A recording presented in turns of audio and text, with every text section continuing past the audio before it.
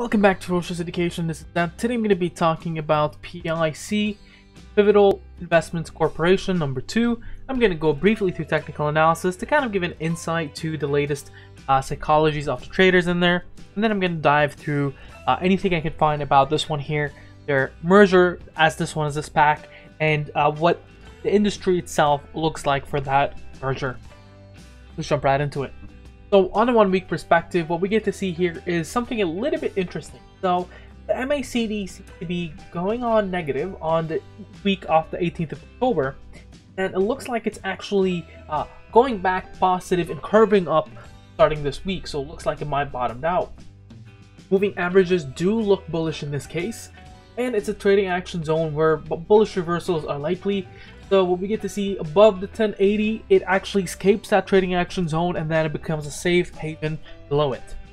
Now 80x shows in a very strong trend here that originated down from the negative trend, and then this trend seems to be pulling back up to be a green trend instead.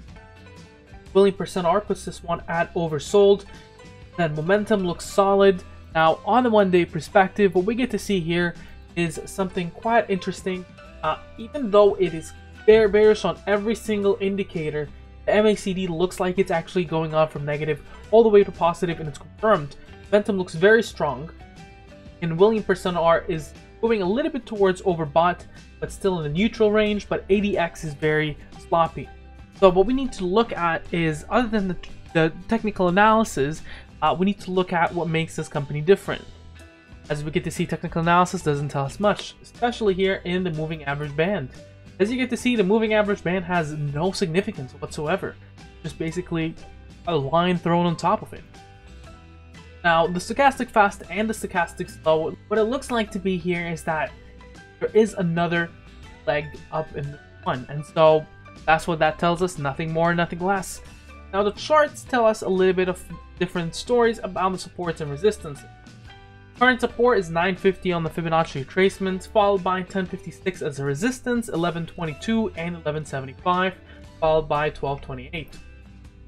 Now we can remove that there, and we can take a quick look into supports and resistances right onto here, and we get to see as current support sits at 1002, a current resistance sits at 1036, below that 1018 as a resistance, 1035 as another resistance, 1086 as another, 1117, and then we're going up to 1154, 1191, then 1236, then 1253. So that is quite interesting in terms of seeing it being very much on the bottom currently. So that's positive news. Now it comes on towards the company they're merging with. So, well, this is the website, Pivotal Investments Corporation 2. Nothing much here. I mean, the SEC filing is already going on with X Fleet and the commercial vehicle electrification solution leader XL Fleet to list through NYSE through this company PIC. Same information, nothing significant there at all. So what we have here is, first of all, their presentation, and then I'm going to go towards the quarters and everything in between. This presentation is from September 2020, and what we get to see here is right off the bat, they're not really an EV company, but they're more of a unique opportunity to create the current or convert the current vehicles into electric without having to dispose them. And so what they say here, XL will have $350 million of cash to fund growth based on cash held in trust of the PIC proceeds, which is then the kind of reverse merger we're working towards. Implied 1.1 billion enterprise value, and this represents attractive levels of investments from multiple different peer groups and materials. And then you're looking at XL shareholders are rolling 100% of their equity. So if you were to go on from PIC, whereas XL fee, basically XL fee would be 100% into the new ticker. Now the vision here is to be the world leader in fleet electrification. The mission is to accelerate the fleet electrification through cost-effective, customer-tailored, and comprehensive solution. So the section 1 here is basically their business overview. And with their business overview, what you get to see is they have it split down into 5 different categories. Massive market leaders, proven technologies, highly scalable, and future-proof. Now, the one I'm interested with the most is future-proof, but let's go one by one. Massive market, there's a $1 trillion market with 1 million vehicles sold annually in North America alone. There's a demand for more sustainable solutions. They're trusted by 200 fleet customers and 3,000 plus system deployed and 130 million customers miles. Now, broad portfolio of proven cost-effective solution for numerous vehicles classes / segments with rapid product development capabilities. Established production can be scalable up to 100,000 units annually. XLS capital efficient operating model and is ready to scale and drive profitability. Now, future-proof, and this one is very interesting. Uniquely positioned to deliver electrification as a service and turbocharge growth as market evolves. Now, why I'm saying this one is interesting, because you're thinking, okay, so they're in a market to create vehicles or switch vehicles that traditionally run on gas to either hybrid or hybrid plug-in or hybrid electric, etc. And what you get to see is a lot of these vehicle manufacturers are already interested in doing that. A lot of them have moved to hybrid already, and I'll go a bit more about that in a bit. Now, the X fleet has different solutions. I'm not going to go through the exact system of it, but basically, in terms of the broad opportunities for HEVs and PHEVs, these are electrical vehicle systems, you see light commercials, medium commercials, and heavy commercials all see that massive increase, more of a linear increase. Now, basically what they have is a split in different classes. Currently what they have is class 2 to 3 and class 4 to 6 vehicles. That includes all the way from utility van, minibus, pickup truck, city delivery, to box trucks, school bus, bucket truck, and step van. Now, class 7 to 8 is the transit bus, tow trucks, refuse truck, and semi-tractor, and that's more of a future development they're working on. Now, all in all, it still works on, their technologies are working on HEV, PHEV, electrical vehicles, and fuel cell electrical vehicles. So that comes in towards a little bit of the hydrogen ones. And so the projected cumulative units sold, you get to see in 2020, it's a lot higher. Well, they put here Highland, Workhorse, Nikola, and Lordstown. The only one that is actually selling at the moment is Workhorse. And you get to see it's actually higher. I believe Highland here is a little bit inaccurate because I think Highland has hybrid solutions as well. Projected sold in 2021, 320 on Highland. Oh, they have Highland here, 20. Okay, yeah, I was about to say they had to have some sales. Okay, so if they have 20, I'm not sure how accurate this information is, but 320 in 2021, 2400 for Workhorse, Nikola 600. Those ones, Nikola ones, are very interesting because they harvest the energy off gravity and they roll down hills. Lordstown, sorry about that. Lordstown 2200 and X Fleet around 9234. Models available announced are 9. You get to see their available productions for 100,000 plus, and scalability is present from this moment on.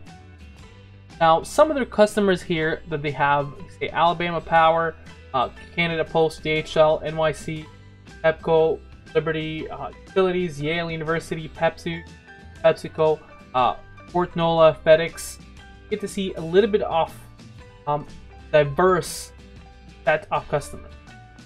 And so they're saying on the presentation that they have 10 years more of experience with 200 plus fleet customers, 130 miles driven, 3,000 vehicles on the road and above that. Individual order size rapidly growing from 234 to 1,100 in 2020 for number of units. Not going to go towards exact details on every part, but basically the key highlights is significant technology library and know-how to backed by deep bench of engineers and powertrain specialists, unique rapid integration of new hardwares and softwares in less than 1 month to integrate new OEM batteries to the vehicles, and less than 3 months to production, including crash testing. Now, quickly scaling across vehicles, class, and OEM platform and applications, with less than 1 month to develop HEV for new OEM chases, and less than 6 months to production. Now, basically, they work with current industry standard manufacturing process with basically OEMs you have are usually coming in from Ford, GM, or Isuzu, and basically what they first start with is a custom body uplifter, and followed on by an XL fleet vehicle at the end for customers like Coca-Cola, PepsiCo, Verizon, and FedEx. And so the solutions they have, as you've seen before, was XL Hybrid, XL Plug, and XL Electric. So the XL and Hybrid improves the miles per gallon by around 25% and meets sustainability goals without compromising performance. No operational costs, or no operational risks or infrastructure required to fleet operators. XL Plug-in, innovative plug-in hybrid system that is revolutionary in its simplicity, highly effective and capable of driving up to 50% saving on miles per gallon. And the XL Electric is zero emission offering with an XL propulsion systems that will enable fast to market, very competitive EV offering. You get to see their current availability for the XL Hybrid goes from 250 pickup trucks all the way to F59 Super Duty. XM plugins, they're currently available for the F-150, for the 250s, and in developments for the Ford Transit van and Super F9 Super Duties. XL Electric are in developments for the Chevy and GMC's more of like the trucks, light trucks, and light transits, and in developments all the way as well for same thing as moving trucks. Now, proven results and values in demanding environments. This is City of Seattle. They have around 27 HEV ambulances and vans, mostly developed at Seattle departments, supporting Driven Clean Seattle initiative, and that's a big one here to focus on, right? With Biden winning, there is a lot of anticipation for moving towards cleaner or more sustainable, and a lot of pressure on different companies to kind of go towards that direction. And let's say Biden comes in with a mandate that requires all businesses to have a specific net of carbon or lower the carbon emissions. One of the biggest things to have for things, for instance, like Amazon, is their vehicles or their operations can cut down on their existing infrastructure by using services such as XL Fleet instead of having to go on and buy all new vehicles. Because if you buy vehicles, you increase your carbon footprint even though it's electric for the short term. Estimated 700,000 plus lifetime operating savings. Then you got Puget Sound Energy. They have around 110 HEV transits and F-20 pickup for Washington State's largest utility. Used for natural gas first responders and inspectors. Supports PSE's goal by reducing CO2 footprint by 50% by 2040. See, that's again one of the main things I'm talking about. Last mile deliveries, around 550 HEV transit E350 setup vans used for daily mail delivery. Over 1.6 million miles driven since February 2019, and 21% fuel saving with transit on urban drive cycles. Next coming up is their key highlights on world-class partnerships and able to meet demand in the US and Canada. Rapid scale with minimal capital expenses, current production capacity of around 6,000 units per year, with increment installation capacities that can go all the way to 100,000 units per year, coming in around $5 million and taking up to 18 months. Now, their entire fleet is mainly focused on Canada and the US productions. So in terms of accelerating their sales, they have $220+ million sales pipeline for the next 12 months, with 2020 F95% booked. De-risk growth plan supported by existing offering and increased TAM through transition to all-electric launch classes by 7/8 by 2023. And you get to see a massive growth over there. Wow. Now I can go on and on and on through the presentation, but I think you got the picture. So let's take a quick look into the quickly financials on their estimates. Look at the revenue growth, and they're looking at basically a massive growth going on from 2020 expected 21 million, 75 following year, 281 million in the following year, and then 647 million the year after, and then 1.4 billion the year after that. We're looking at gross profits here. We're looking to be profitable starting this year on gross profits alone. That's not net profit though. Then we're looking all the way up to 340 million. Cost of goods, of course, is going to be increasing, but the margin there is going to be different. So that is as well good. Your EBITDA is looking to be profitable first time at 2022. So yes, you might have offerings between here and there, although I really doubt it. You're going to be profitable somewhere around the 2020 segment. So it still has around 2 years to do. Now, $350 million estimated cash and trust and pipeline proceeds, so that should keep its capital and cash really positive or really solid until it becomes profitable in the future. Now, I can go on days and days about talking basically their comparisons, and you get to see the X fleet here. EV revenue, you're looking at 2023, 1.7 compared to, for instance, when you look into all the other ones here, notable EV players on a median of 5.5. That's EV over revenue. And then we're looking into 2024, 0.8, 0.9, 9.3. Lower is not the better in this case, so that's something to consider. And now going on to total cost of ownership benefits. I'm not going to go through any of those anymore, except basically the totals here. So the fuel savings alone is 1.5 million, maintenance savings 195,000, drive activity savings 175,000. That's in a sample for a fleet of 100 vehicles. Per vehicle, you're probably looking at $153,000 in fuel savings. Well, sorry, around $15,000 in fuel saving. Not sure if this is based on a year or not, but I'm pretty sure it says a 10-year service life.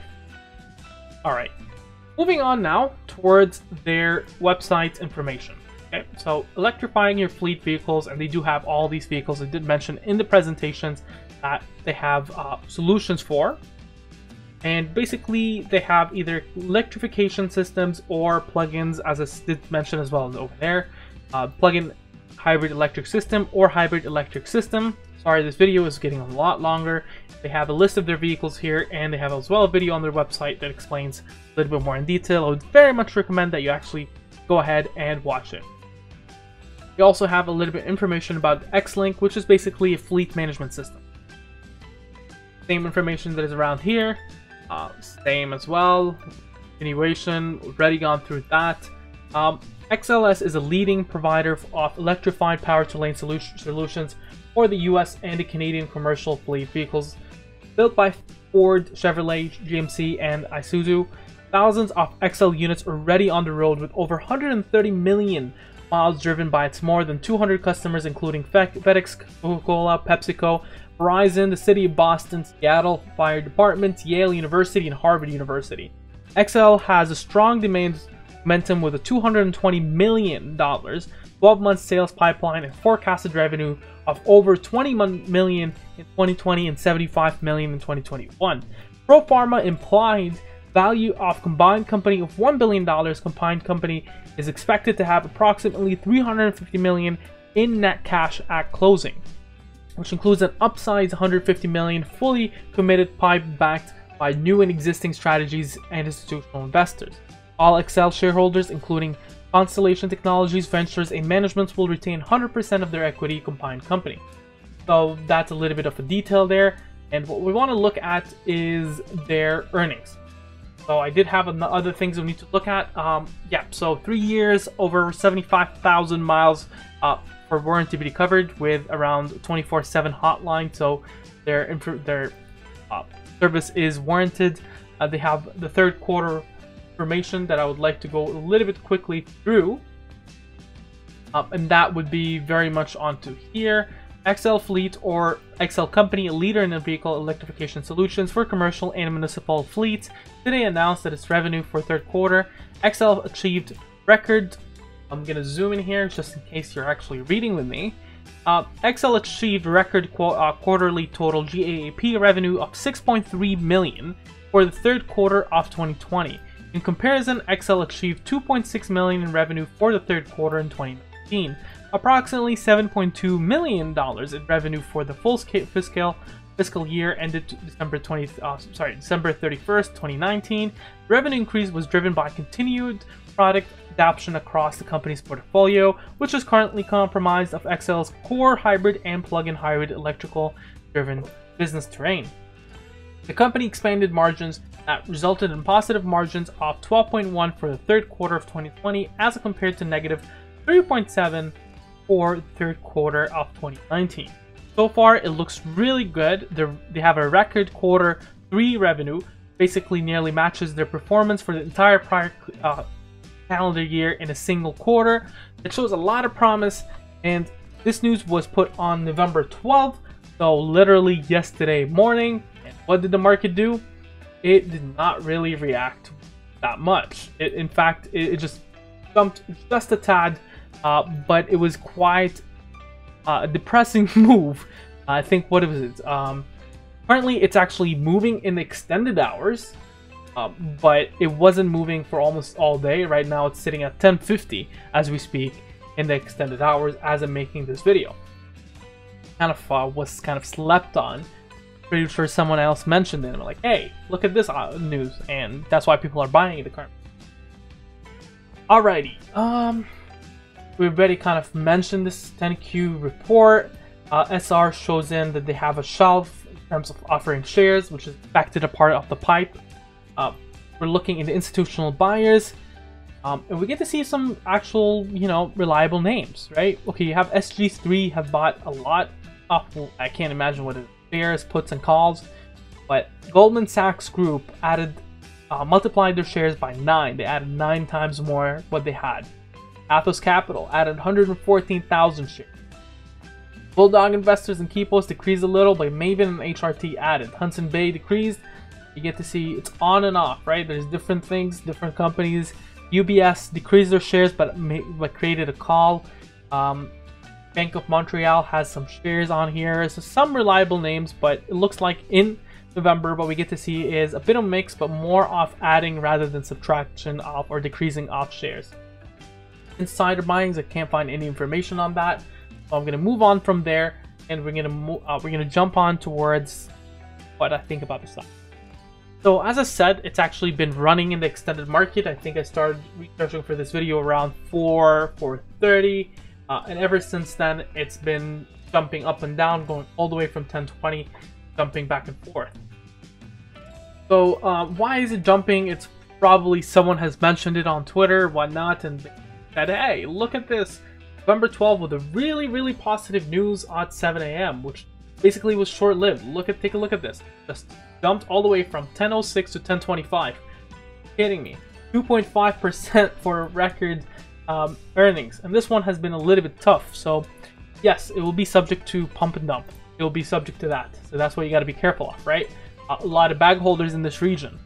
But overall, in the future, I really do think this one would be positive. Now, the one thing you need to be careful of, the business model needs to be adapting, because even though they're more of a solution right now, they're not a long-term solution. Don't think about them for being there for the next 30 years in one single thing. So if they're trying to do pickup trucks, electrics, and hybrid, guess what? Ford is already working on a hybrid for their F-150 coming in next year. So in no time, you're gonna have electric ones. Ford are probably gonna end up joining that electrical kind of ship. Same thing with Chevrolet. They might have another electrical Silverado. A big impact on it, the high performance vehicles, in order to lower their emissions or etc. For instance, pickup trucks. Sorry, not pickup trucks. Sorry, bucket trucks. Transits. Even though a lot of transits are already hybrid, at least here in Toronto. So that is some things to consider. But in the future, for the longer term, I mean, we're sitting at 1049. The lowest it's really ever been was something like 950, I believe. Yeah, 950 in a small dip in March. I think this one is a safe bet. I mean, I want to buy, like, I don't know, 1,000 shares out of this one and let it sit. It looks like it has some risks, but at this level, it's still fine. I'm not going to buy it at this level right now as it's jumping. I'll wait to the next session after whoever is pumping it to be done pumping it out, and buy around the $10 mark. That sounds like a good plan for me. What do you think about this ticker? Make sure to mention down in the comments below. Subscribe and like. Have a wonderful day.